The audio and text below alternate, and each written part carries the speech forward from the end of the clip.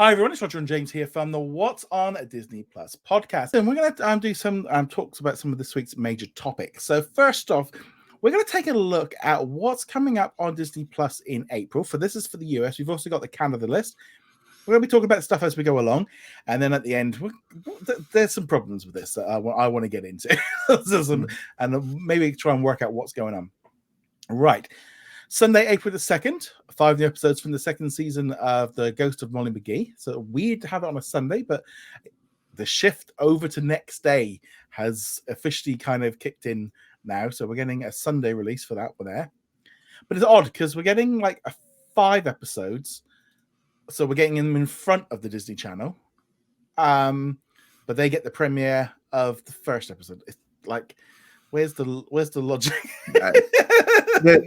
They're trying different things. I think that's what it boils down to. See what works, especially for these less hyped shows. So the thing is with this is I get, like, if you're going to do next day and you're going to put the show on Disney Channel on the Saturday and you're going to put it on the Sunday the day after, okay, next day. But that doesn't make any sense if you're then going to batch drop the next month's worth of episodes like in advance, because then you're like, well, what was the, like, why? So yeah, I don't get it. And I've said before I don't like it. The reason I don't like it is because it's more confusing. You put out a press release, you put out a poster, and you just have a date on it. It's just easy rather than going, it's out on the 5th on the Disney Channel at 8 p.m. Central, and then it's on next day on Disney Plus. It's like, well, yeah, just like I doubt that they will continue with the batch drop. It's just for the first couple, but again, it is a very odd situation of why they would do this. It's the compromise they came up with for VOD, for linear and Disney. Yeah. And with so little coming out, why not spread it out a little bit?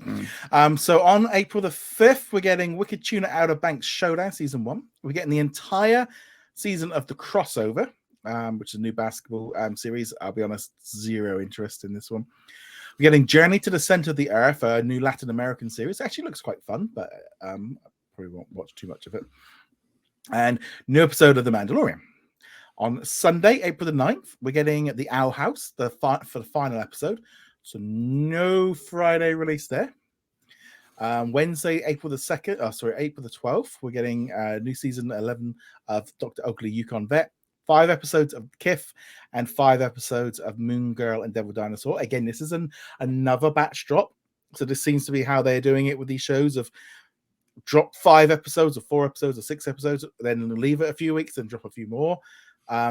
Meanwhile, they're dropping weekly on the Disney Channel. So we are seeing a little bit of a pattern here developing. I don't know why they don't just put them, like I said, as a weekly thing. It's even odd because if you go on like they are classed as Disney Plus originals for some reason. So it's like, it is a very weird system of what's going on there. So we'll get into that a little bit more. Also on the same day, we're getting all 4 episodes of Renovations, a new series with Jeremy Renner. It's All Right, another Latin American series, and a new episode of The Mandalorian. On Friday, April the 14th, Oswald the Lucky Rabbit. Now, this one got everyone like, they're doing it. They're doing some legacy content. Like, no, it's the brand new short that they released a couple of months ago to celebrate Oswald's. It's not the classic shorts. A lot of people were like, why is it not the original? A lot of them have either been lost, and while they have been restored, they've been restored by another company, because they're now like public domain. So yeah, I mean, I would have liked them to be on there. And actually, I'm gonna bring something up here because there's been this kind of big thing of the Disney 100. Obviously, Disney making a lot of fuss about the Disney 100, but on Disney Plus, we're really not kind of seeing a lot. We've seen there's a big tour going around. It's just been announced, coming to Germany, a couple of weeks coming to the UK later this year. The Disneyland has been done up in the 100. But in Walt Disney World, they're literally just finishing off the 50th anniversary of Walt Disney World, and then they're going to transition over to the Disney 100. Because the Disney 100 anniversary doesn't actually start or doesn't actually happen until October. And while they're getting out all this merchandise and they're doing specials and stuff, it kind of feels a little bit like this is say almost like a wishy-washy kind of, this is going to be like a 2-year like anniversary. And while I was like, well, they've really not. It's like, yeah, no, they've not even really started yet. It's not even at Walt Disney World. There's stuff happening at Disneyland this summer. And it's like, yeah, it feels a bit like they really they jumped on it early, but they're really not actually starting it for a while yet. Yeah, like you said, they still have the 50th anniversary of World, I think it was, Yeah.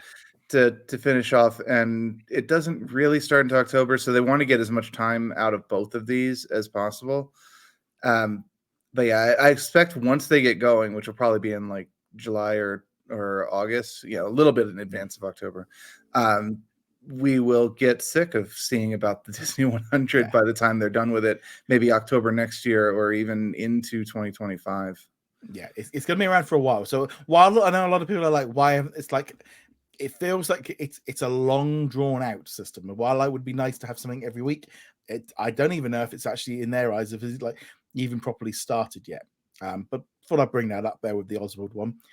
The fact you can watch it on YouTube, why they didn't drop this on Disney Plus when it came out, who knows? But again, we're going to get into that. Wednesday, April the 19th, new episodes of Big City Green season 3, new episodes of Hamster and Gretel, PJ Masks Power Heroes, 7 episodes of this new series, and the finale of The Mandalorian. Of which point, subscriptions everywhere come to a close.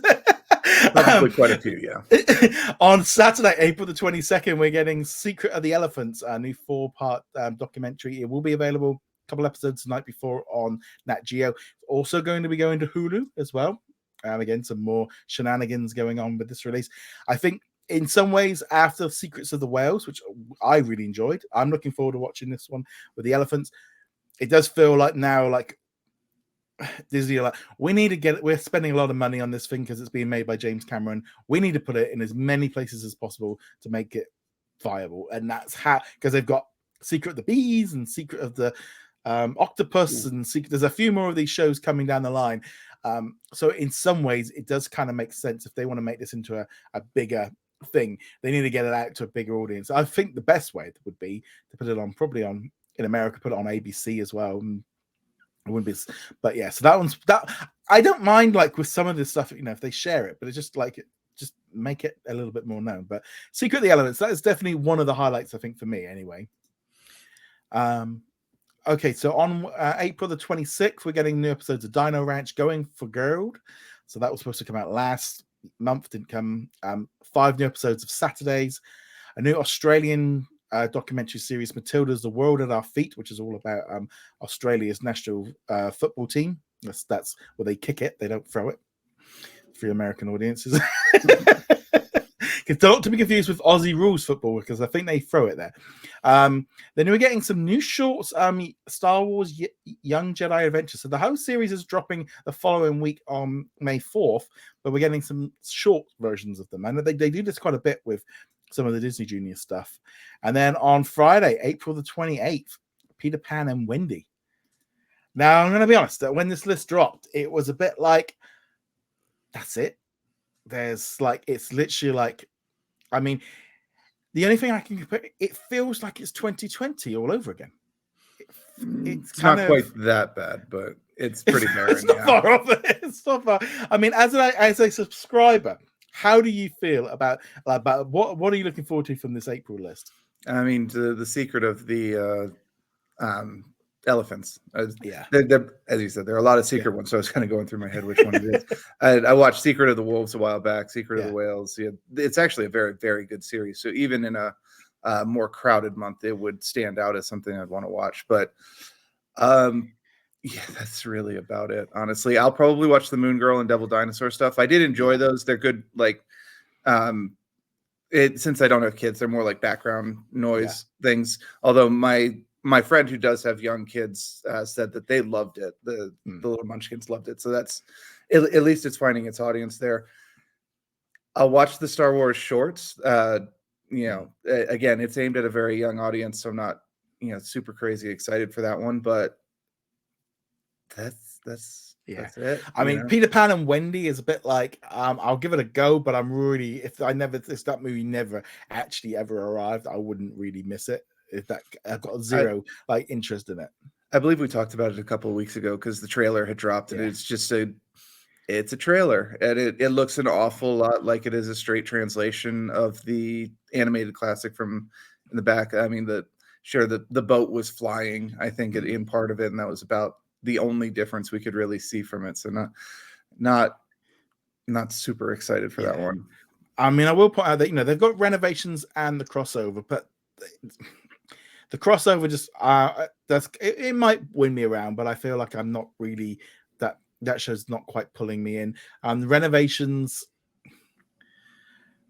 it's hard because I get a little, these shows have kind of been done to death, and him basically he gets an entire team to do everything, and he just turns up at the end and goes, "Look what I did."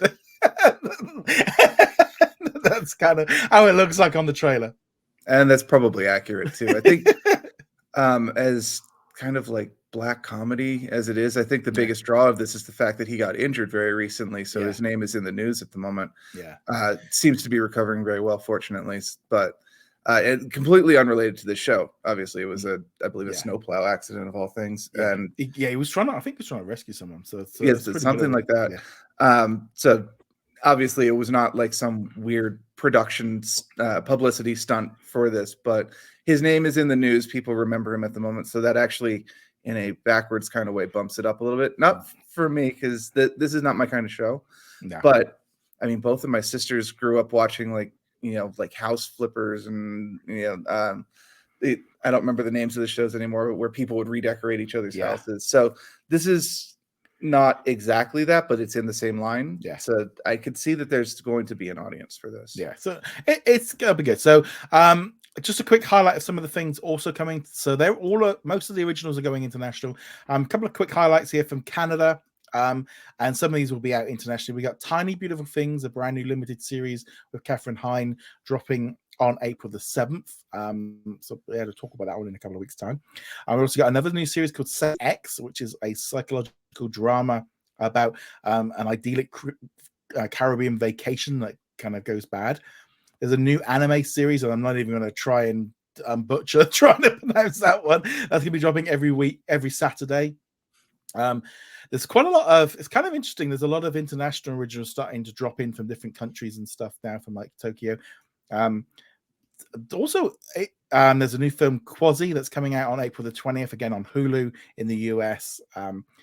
They will be getting Clock, which is a new horror film that's coming out on April 30th.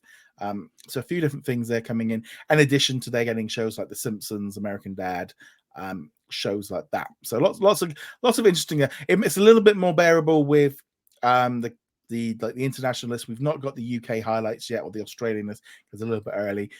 But Tiny Beautiful Things, Saint X, and then you got a couple of other movies dropping in there.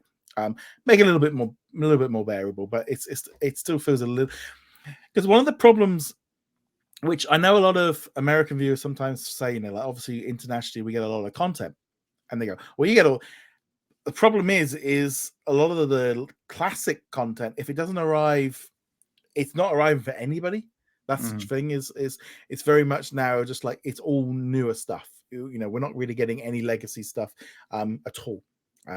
So which is a shame. But I feel like in the US right now, of just like it feels like we're at a point where people are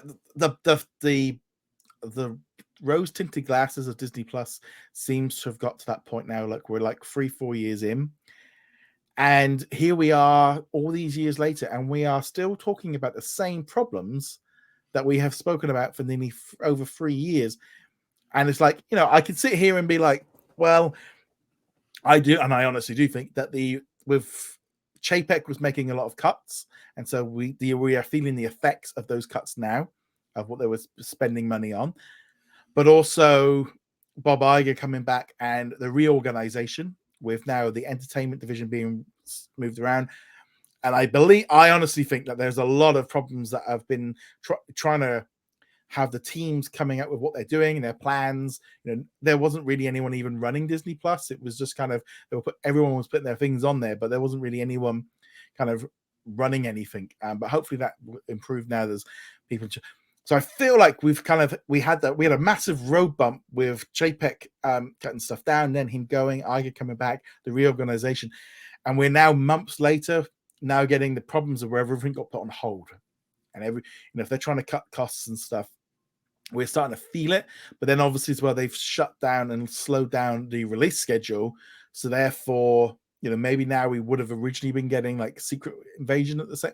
I wouldn't have been with the amount of Marvel shows they had planned for this year. We would have been having them weekly because there wouldn't have been enough room for them. But it does feel like, to me, like the reorganization and everything that's going on is like just brought Disney Plus to, because we're not getting any of the ESPN stuff, we're not getting any of the A&E stuff. Everything just seems to have just dried up. Well, it's a transition period, as you said, still between the former management and current management, which is always going to result in something like this. But as you're talking about it, I'm kind of struck by like that the irony when lots of stuff was coming out. People would be like, there's too much to watch, I can't watch all of it, and I need a break between Marvel and Star Wars shows and things like that. And now we're on the opposite end of that spectrum. They're kind of having a hard time finding the happy medium. Obviously you can't please everybody. Everyone's going to think that balance point is at a different position. I would be perfectly happy watching a Star Wars and or Marvel show every single week of the entire year. But also I do recognize that other people have the no, I need a break in between it, and superhero fatigue or Star Wars fatigue and things like that.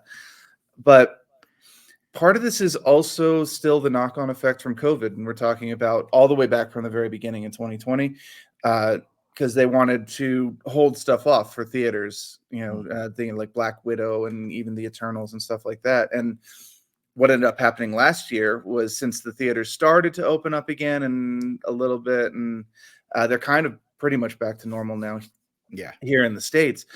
But they were like, we've got all these movies and we need to dump all of them to get their money back for them.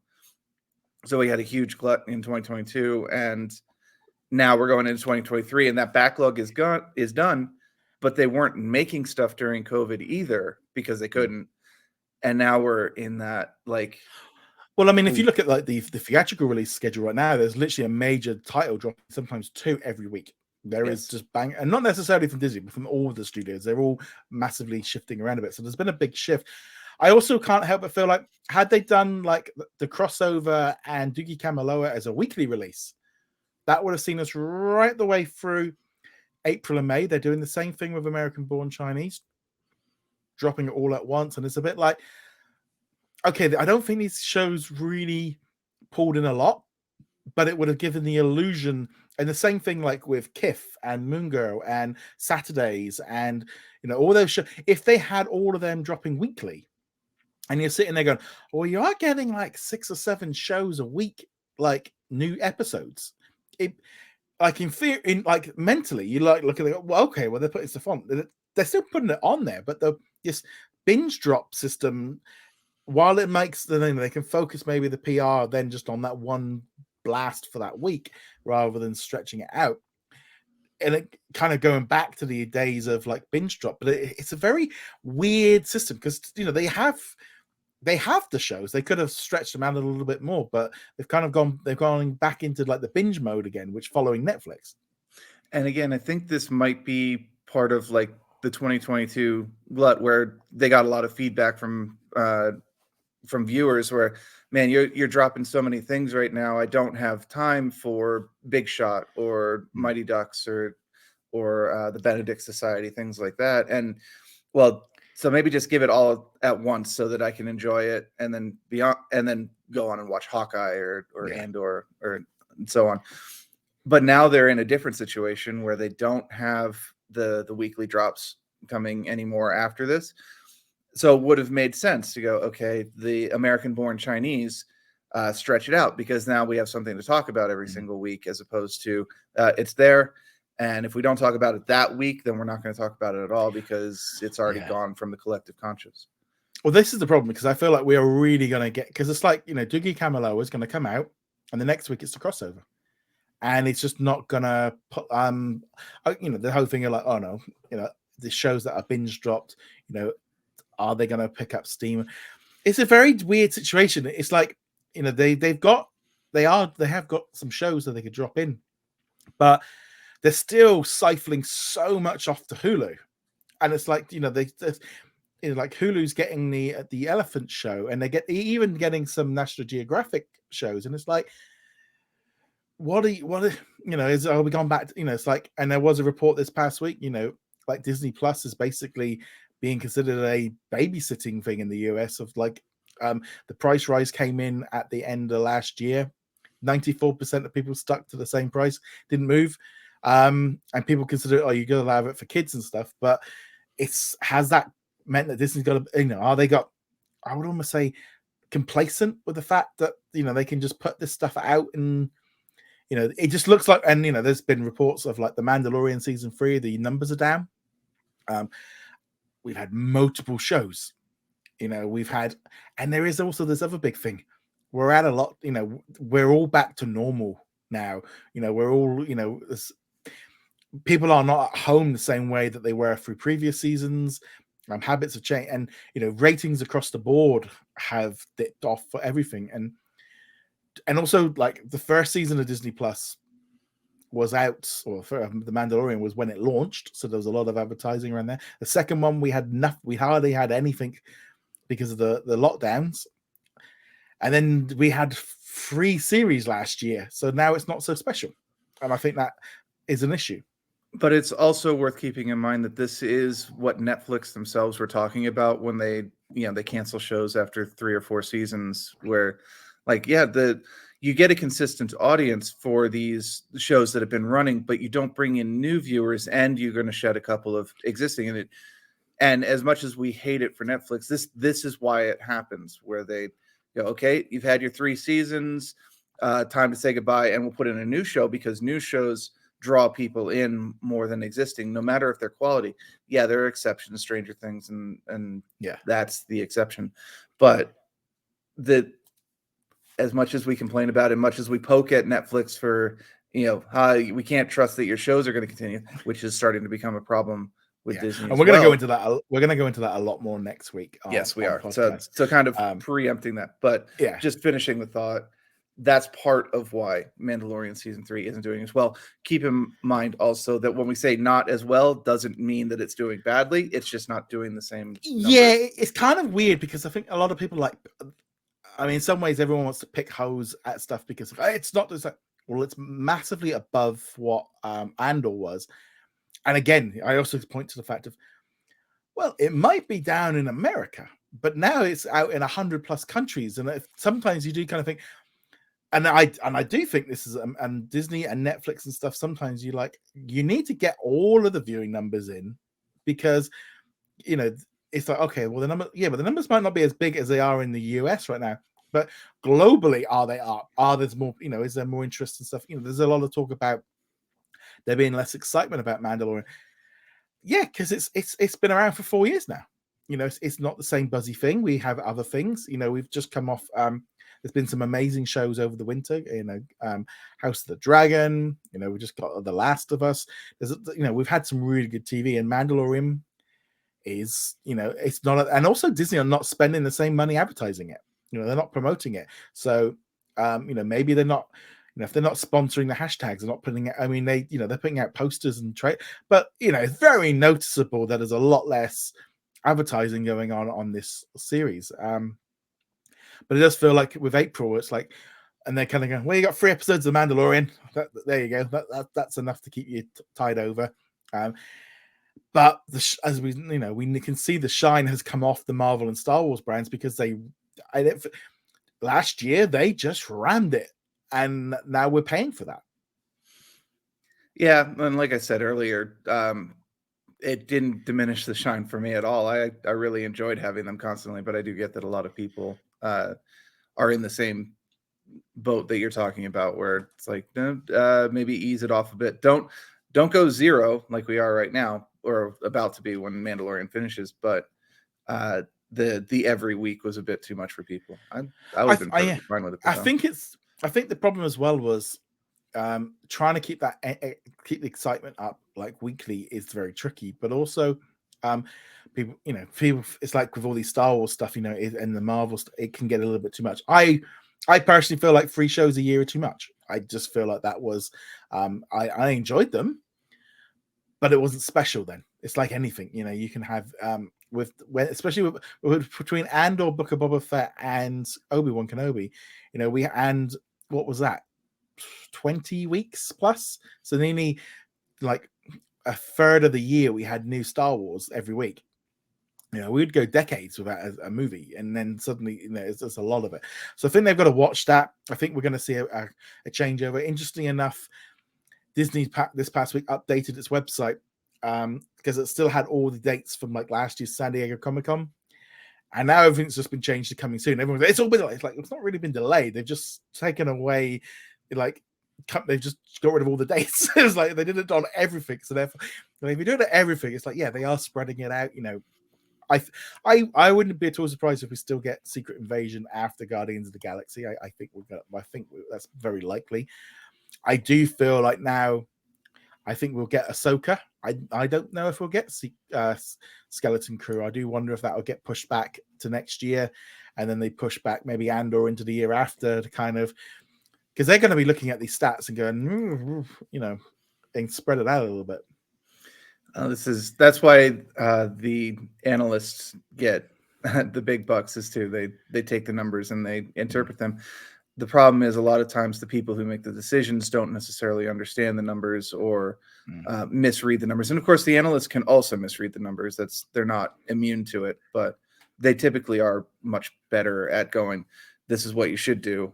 But yeah, so it's a lot of stuff going on. It just feels a little bit flat. I mean, and generally, no, TV tends to do this where going into like spring and summer, they start pulling back on the big releases because viewership goes up in the winter. There's a reason why they hold a lot of stuff back for that. But hopefully there's a few extra surprises in there, and hopefully as well we get a little bit of a better idea, maybe at the upfronts in May, of what their plans are for Disney Plus in the future. And also we have we have this constantly hanging over us. It's the future of Hulu, and that is without a doubt a massive cloud that's blocking stuff. And until that's fixed, things can't really change in the US. But let's know what you're looking forward to watching in April. We'd love to hear your thoughts. Now, let's do a quick bit of catch up on. Have you been enjoying this latest season of The Mandalorian? Well, I liked episodes 1 and 2 quite a bit. Enjoyed them a lot, actually. Episode 3, on the other hand, was a tone shift and an extra long episode. And by the end of it, I was kind of ready. Well, I was ready for it to be done before it ended, honestly. Bit of an odd one, wasn't it? Because it was almost like, would have it not been better to have like split that up between some of the episodes before it and then or even just do that entire episode with, but then people would have moaned there was no Mando then. But it was like, because I really enjoyed the bit at the beginning. I really enjoyed, and the bit in the middle with the Doctor. It was like a lot of loose ends, and obviously it's going to set up for whatever's going on down the line. But it kind of felt a little bit like, here's a clip at the beginning of, here's just to remind you, we've mentioned it not at all, but we want to kind of just bring you up to speed. Because even my dad, I went out for lunch with him yesterday, and he goes, "What was it? Why was going on there?" He said, "I don't even remember it." And it was just like, yeah. I think for some people, they enjoyed it because it kind of went a little bit back to Andor a little bit. I thought it was interesting. We got to see more of Coruscant, what happens with the New Republic. It was a little bit weird with the whole wiping memories and stuff. It's like, this is not, this is for the better, and like, it doesn't sound great, but it'll be interesting to see where this goes. And also a little bit of maybe of a loophole that they wanted to kind of wrap up with Stoke and Smoke. Yeah, it would have fit in just perfectly with Andor. In fact, we had this episode with Andor several times with the security chief from the original planet. But when you're watching Andor and when you're watching Mandalorian, you have different expectations for the time of story that's being told. So this kind of slower pace, world building, character establishing thing doesn't work quite as well as Mandalorian, especially when it goes on for as long as it did. You didn't really need it. They could have used some storytelling shortcuts and we would have gotten the same feeling for it. Now, as you said, to reinforce, it may turn out that this is an extremely important thing and they really needed to get this whole thing in so that we understand what's going on in the later episode. We can't judge on that because we don't know what's coming in later episodes. But it definitely felt weird, and it felt like maybe you should be cutting between two different storylines. Yeah. That's That's typically how television works: is you have an A story and a B story, and this was A story, long B story, tiny little bit of A story, when it really should be A B A B A B. Yeah, And because I mean, the stuff with Mando flying around and the bombs and the X-wings, that was fantastic. Loved it. But yeah, it could have done with like maybe, like you said, splitting it up. We could have added maybe a little bit of that last week and sort of set the story that there's multiple. Just a bit odd. It's also partly because we really knew where this was going to go too. You know, there aren't any real surprises in it. This is mostly world building. We may not have known the exact specifics of what we were going to happen, but especially with the what happened last time bit, which I'm actually getting annoyed about. I kind of want to just turn those off because they're spoiling the episode in advance almost. Here's something that we haven't mentioned for 3 years, but we're gonna miss him. Yeah, no, it happened in the first episode where the very beginning of it is like IG-11 shows. I'm like, oh no, that means IG-11 is going to be in this episode, isn't it? And he was kind of. They seem to have abandoned that plot, but I'm sure they're coming back to it at some point. Yeah, well, let's be honest, he's not that important anymore. He's got another droid. He doesn't need to worry about it. So it feels weird that they brought up the IG-11 plot at all. I would not be surprised if he makes a return like he did in season 1, though, where it's like, yeah, while you were out, Mando, we actually fixed this issue, and here he is again. We'll wait and see what happens. But yeah, this episode, at the very beginning, the doctor from previous and the woman who is very clearly a double agent of some sort. And it's like, okay, we know she's going to betray him for this entire episode. Yeah. It's like, we know the secret. Stop pretending we don't know the secret. It's also a little bit along the lines of, so there are thousands of, Empire, people that are now living in this barracks, but only 3 people sit at the bars. And it was just like, it was a little bit like, well, fancy running into you here. Well, there's nobody else around. That was noticeable there. It was also noticed in like what the seminar sequence where we're reintroduced to the Doctor officially in the series. And there's this giant opera hall or whatever it is, and there's nobody in it except the one person that we need to focus on. It's like, this was a problem in Boba Fett too, where Tatooine did not feel lived in, and now we've got Coruscant, one of the most populated planets in the entire galaxy, and it looks like nobody's here. Obviously, these are COVID restrictions. You can have only a limited number, and they kind of focused on other areas of where to put these people. But it is an issue when you notice there is one person in this gigantic building that is supposed to be filled with people. They should have just done like some CGI ones a little bit and like filled out the back a little bit, but yeah. So that's Mandalorian. A couple of other things came out this week. We had The Boston Strangler, a new film that arrived on Hulu in the US. So this one is a thriller all about the Boston Strangler. Now, I didn't know anything about this storyline before I watched the film. Stars Keira Knightley. Also deals like with being a journalist, like I think it's 60s or 70s. But also like with the issues that being a woman had at that time of not being taken seriously. They could only write stuff about like household stuff. It was an interesting. I'm glad I watched it. It was a little bit slow. It wasn't super. It could have done with a little bit, but you kind of look at this and go, this could have been released in cinemas. It could have been sort of put out there. It's felt a little bit like this didn't need to go straight to streaming. It could have done a little bit at the box office. It was okay. Definitely check it out this weekend. That's definitely a good one. Also, the new documentary Finding Michael. That one's been put out. Literally, my wife is watching it right now.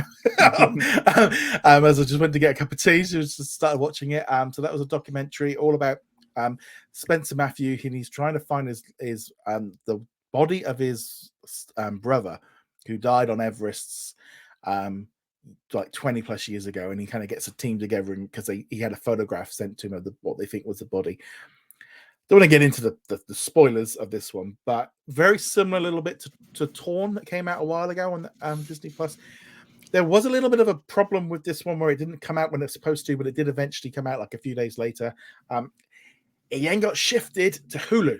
It was a Disney Plus, and then they shifted it to Hulu at the last minute. Like, this is a movie about a dead body. That's kind of what it's about. There are dead bodies in it. That's kind of again, it was just like, I don't know if there was a last minute shift because suddenly the Americans like chickened out, maybe it's kind of what it feels a little bit like, and the fact they got shunted over to Hulu at the last minute definitely feels a little bit odd, especially because they put the trailer up on the Disney Plus YouTube channel and then shifted it over. So there must have been an issue there that they didn't want. But it's okay. It's fine. If you like, it's kind of weird. They didn't really mention him at all, like, because him and his wife are both like big reality TV shows, and they didn't like mention what he does or that he's in other. And I'm like, he's got a TV show constantly, but they didn't. They just like, if you'd watch it, you wouldn't even know. So that was a bit odd. I have no idea who he is, to be honest. No, neither did I. So that was there. We also had the Bono and Edge homecoming thing with David Letterman. So this dropped on Friday for St. Patrick's Day. If you like U2, check it out. There's some special songs that they sing, some of their versions. They kind of stripped it back a little bit because there's only 2 of them, and they've got like an orchestra and helping them out. So that was kind of good. Little stories and like history about U2, about them. Really weird with David Letterman though, because he's hosting it, but it feels more like he's been employed by the tourism booth of Dublin to kind of go on a tour of Dublin and be an American tourist that doesn't understand anything. And it was a little bit like, did we need any of this? We could have it was a little bit like we could have just done. I don't know. It was a bit strange why David Letterman was involved, because the entire thing didn't need him.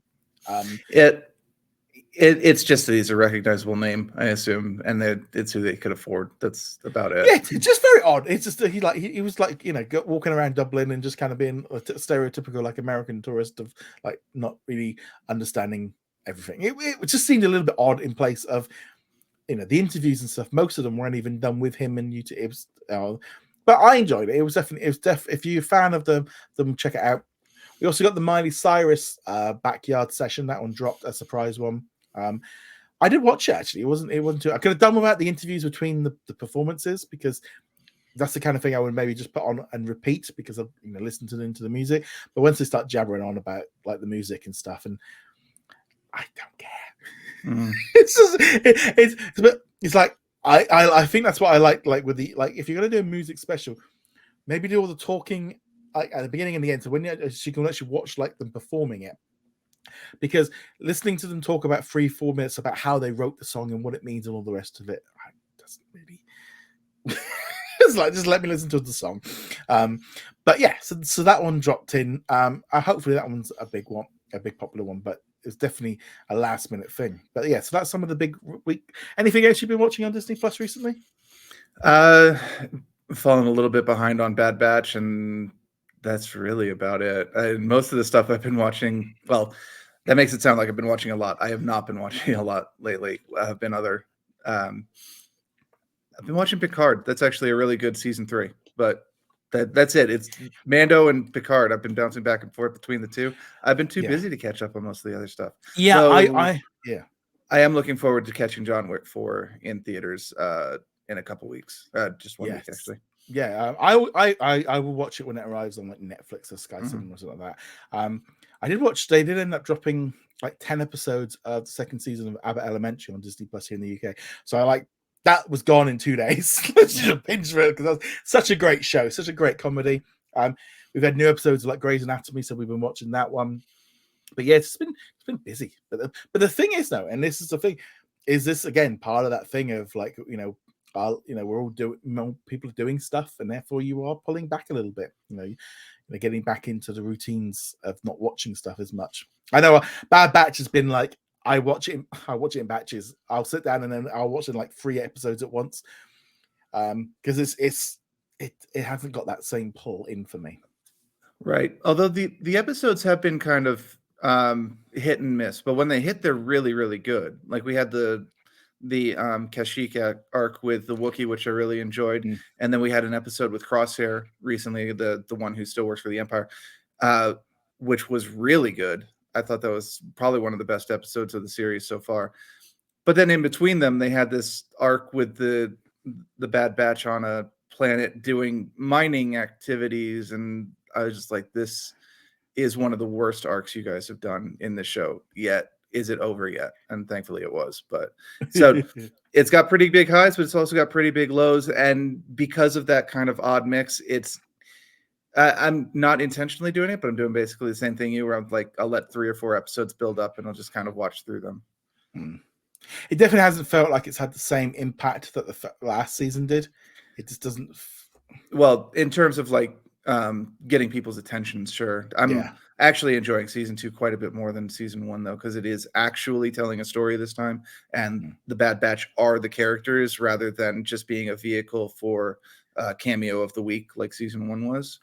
Yeah, I also don't think it's. I think the crossover with Mandalorian, it kind of, it's like I'll sit there at I'll put the posts up just after it drops in the US, and it's like I watched the Mandalorian like pretty much within like 10 minutes of it being available, and then it's like, oh, I've had my Star Wars fix. I don't, and I've been worse since Mando started. Yeah, that's understandable. It hasn't been a problem previously, and if I wasn't as busy as I am now, I would definitely be keeping up with the Bad Batch, but I am super busy at the moment. Have been all year, honestly. So yes. Right. On that note, guys, thank you very much for joining us. We'll be back next week with another episode where me and James are going to be talking about cancellations and the problems, Joe and Willow and stuff. But that's a few other things that we want to jump into. And on that note, guys, thank you very much. See you guys soon. Laters. Thank you very much for watching this video. Make sure you go check us out over at whatsondisneyplus.com. Like, follow, and subscribe. Also, a huge thank you to all of our supporters over on Patreon and also on our YouTube channel memberships. And I shall see you guys in another video. Laters.